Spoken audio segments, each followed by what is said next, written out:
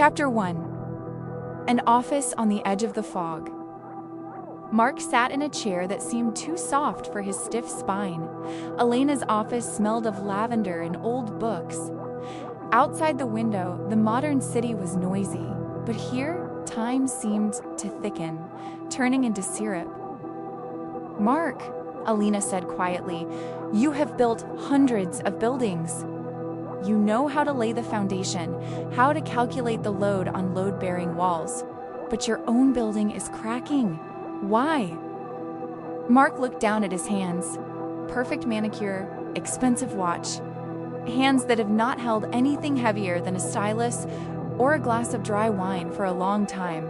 "I don't feel the weight," he replied. "Everything seems like a decoration.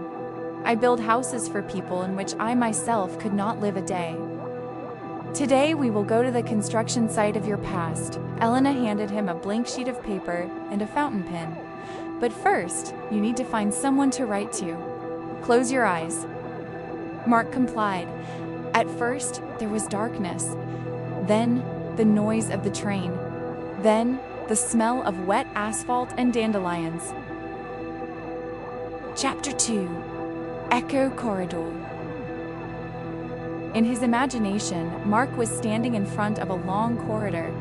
The doors here were strange. Some were upholstered in iron, others were tiny, like in a doll's house.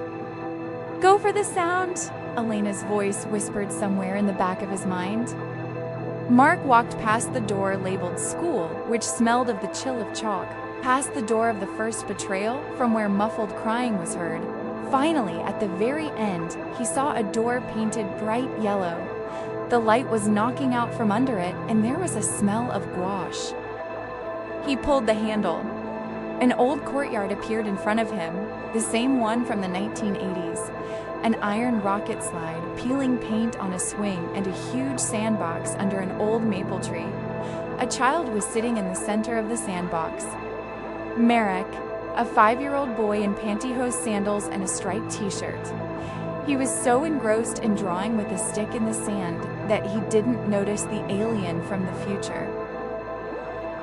Chapter 3. Clash of Worlds.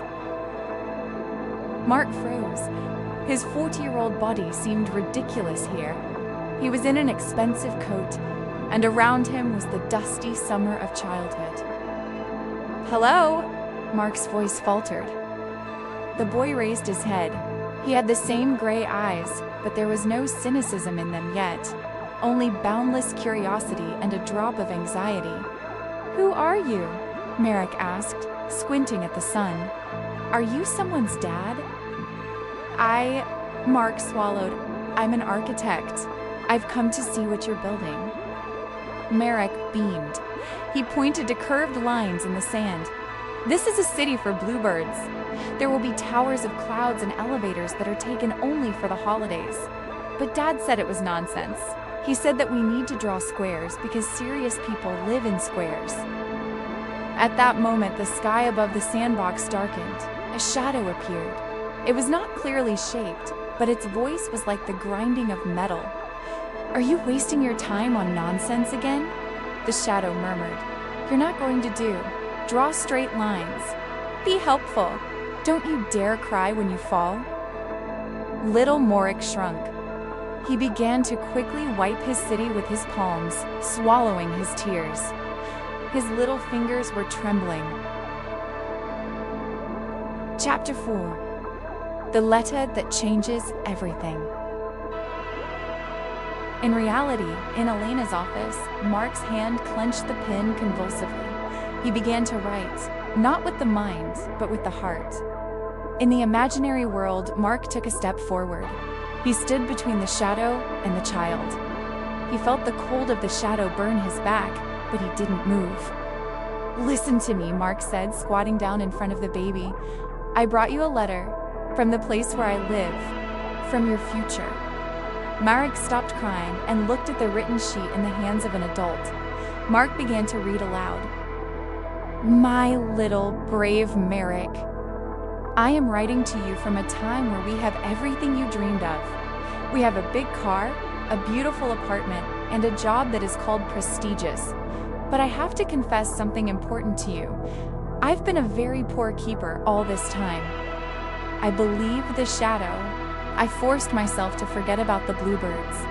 I built boxes out of concrete and glass because I was afraid that if I built a tower out of clouds, they would laugh at me the way my father laughed. Forgive me for silencing you. I'm sorry I didn't hug you when you were scared. Forgive me for calling your sensitivity a weakness. I want to tell you the truth you should know right now.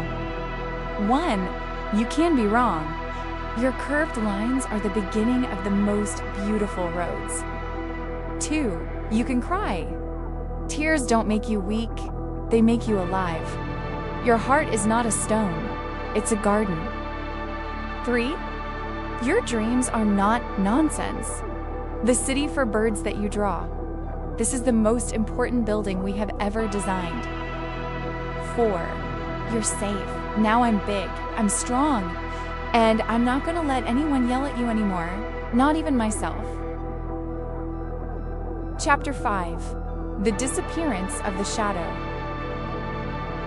When Mark finished reading, the shadow behind him let out the last dry wheezing and crumbled into gray ashes. The sun returned to the playground again. Merrick walked up to Mark and touched his expensive coat. "So, we're going to build a city for birds after all," he whispered. "Certainly," Mark said, "but first, can I hug you?" The boy clung to him. Mark smelled the baby's soap and sun. At this moment, the ice shell inside the adult man cracked. In the psychologist's office, Mark sobbed for the first time in 30 years. These were not tears of grief, but tears of the long-awaited thaw. Chapter 6. Integration. "Come back, Mark," Alina said softly. "Take Merrick with you. Don't leave it there, in the past. Find a place for it in your current home." Mark opened his eyes. The sheet of paper was wet with tears. Hands no longer seemed strange. They were warm.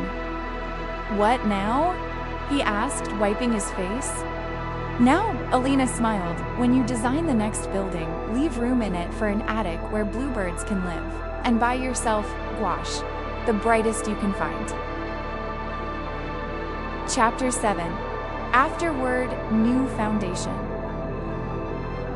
A month passed. Mark was standing in his office in front of a huge model of a new apartment complex. His colleagues were waiting for orders. "Mark Edjurdovich, we have prepared a parking plan. Strict, functional." Mark looked at the plan. Then he remembered the drawing in the sand. "Redo it," he said calmly. "Here in the center, it will not be asphalt. There will be a garden with winding paths and a fountain that rustles like the sea." "But this is irrational. We will lose places," the assistant exclaimed. Mark smiled for the first time in a long time, sincerely and openly. "On the contrary, this is the most rational thing we can do. We are building a home for people, and people need a place where their inner child can play in the sandbox in peace." In the evening, when Mark came home, he opened the top drawer of his desk. There, next to the million-dollar contracts, lay a piece of paper written in uneven handwriting and a box of gouache. He took a brush, dipped it in bright blue paint, and drew the first line.